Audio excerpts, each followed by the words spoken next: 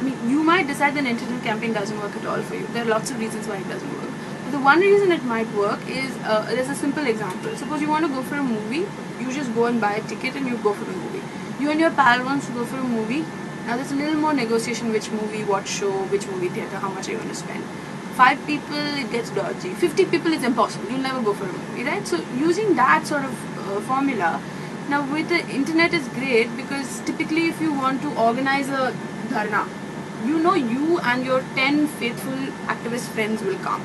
But you can't seem to crack that ceiling. You can't seem to get 50, 100 because you only know a limited number of people.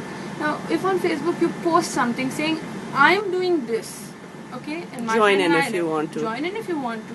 It's great. I mean, the numbers that will turn up are really good. Like even with an SMS campaign, you can do that. You can just SMS people and random people will turn up. It's great.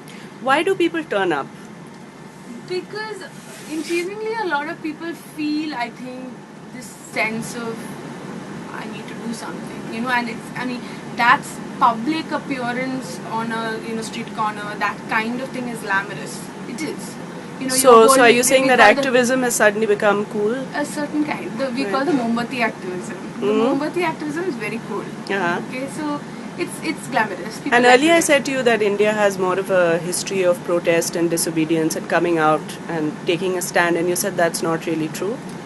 See, okay, it's true in one sense, it's not true in another sense. It's true in the sense that there's this whole, if a tree falls in the forest and no one hears it, did it really fall, right? So if you have a 50,000 member procession of Adivasis, and this happened like 3 months ago, they go through the entire state of Maharashtra, they get to Bombay, they force the government to take a decision, and nobody writes about it.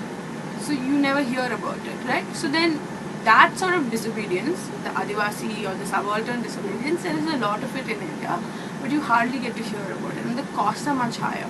People are losing daily wages, they're losing whatever they were doing that day or that week or that month, and they're taking on all the stress of police or losing whatever minimal property they have, being on somebody's short blacklist, all that.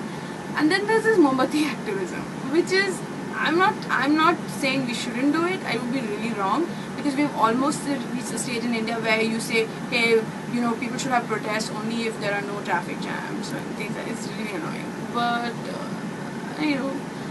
it's a lot like, see, what I was saying about this movie theater thing, right? An analogy that I'd like to use is this: you will get the numbers if you put up an attractive enough proposition. Right. You will get the numbers. The difference between this and old style activism is you went through a consciousness raising process. You arrived at this point where you're standing with your Mombatti for a reason, because you went through this process in your head. But the 50 people who join you because of Facebook or an SMS campaign, you have no guarantee what process they've gone through or why they're there. You can't have those expectations.